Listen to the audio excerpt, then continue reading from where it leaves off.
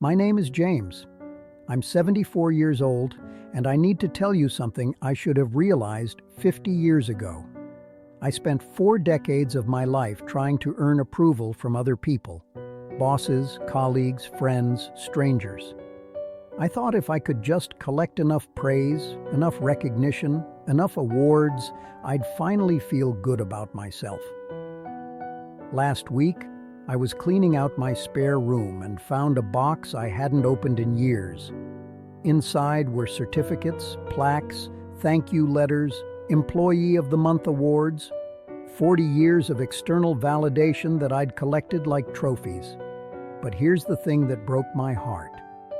Even with all that approval from others, I never learned to approve of myself. And now I'm 74, sitting alone in a house full of achievements that never filled the hole they were supposed to fill. The cruelest part? I have dozens of these awards, and I can't remember feeling proud for more than a day after receiving any of them. Let me take you back to 1972. I was 22, just graduated college with a teaching degree. First job at Lincoln Elementary in Portland. I was so eager to prove myself, to show everyone I belonged there. During my first parent-teacher conference, Mrs. Henderson said I was the most dedicated young teacher she'd ever met. I went home that night and called my mom to tell her. That feeling of approval was like a drug. I wanted more of it. By 1980, when I was 30, the pattern was set. I volunteered for every committee, stayed late every day, took on extra duties nobody else wanted. The principal called me indispensable during a staff meeting. I felt like I was floating, but the feeling only lasted until the next morning when I had to prove myself all over again. I started keeping a small notebook where I wrote down every compliment I received. Reading them back helped me sleep at night. Around 1985, when I was 38, I became department head. Finally, recognition of all my hard work. But instead of feeling satisfied, I felt terrified. What if I wasn't good enough for this role? What if people realized I didn't deserve it? I worked even harder, arriving at school by 6 a.m. and leaving after dark. My wife Sarah would ask why I needed to prove myself to everyone. I couldn't answer her because I didn't know. In my early 40s, around 1992, I started speaking at education conferences.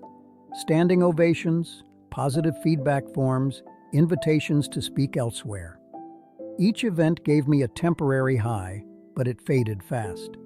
I found myself checking and rechecking the evaluations, looking for any criticism. One negative comment out of 50 positive ones would keep me awake all night. I had a filing cabinet full of praise, but it was never enough. By 1998, when I was 50, I was burning out but couldn't stop.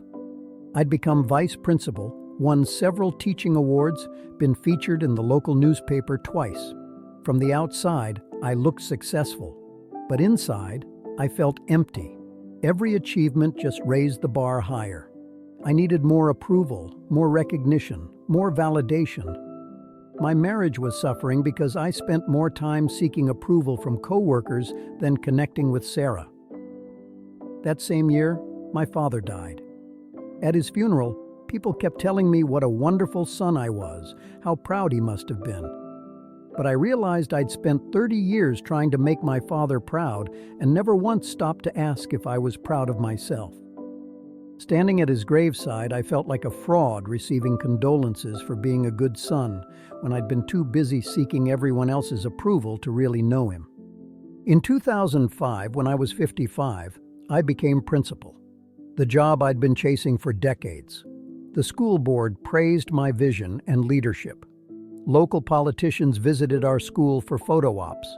I was invited to join boards and committees. But the higher I climbed, the more insecure I became. Every decision I made, I second-guessed. What would people think? Would this get me criticized? I started making choices based on what would get me praised rather than what was right. Around 2010, when I turned 60, social media happened. Suddenly, approval came in the form of likes and shares and comments. I'd post pictures of school events, articles I'd written, achievements we'd accomplished.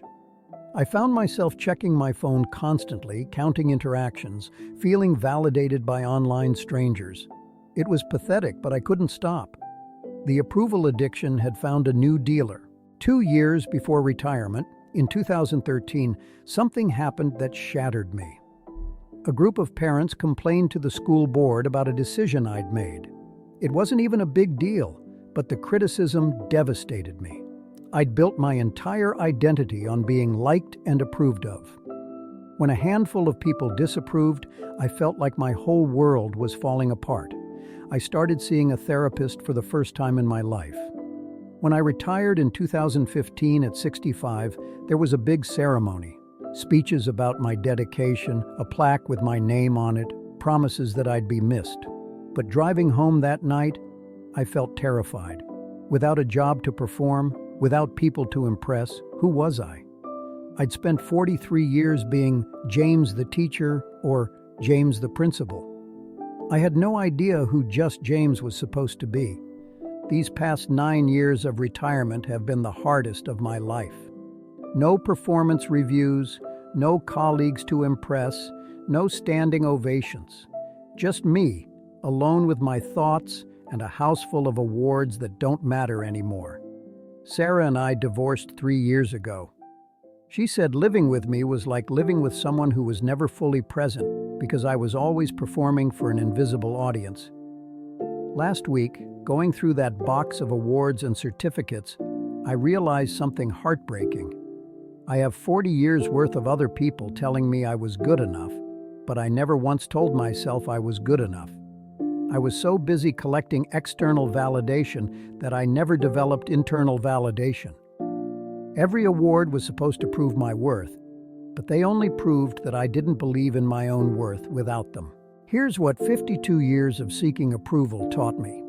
You can't get enough external validation to fill an internal void. The approval you're chasing from others can't substitute for the approval you need to give yourself. Every achievement, every compliment, every award is temporary, but the relationship you have with yourself is permanent. I'm 74 years old now. I live alone in a house full of evidence that other people thought I was worthy, but I never learned to think I was worthy. I spent 5 decades performing for applause that faded as soon as it stopped. I built my entire identity on what other people thought of me instead of developing my own sense of self-worth.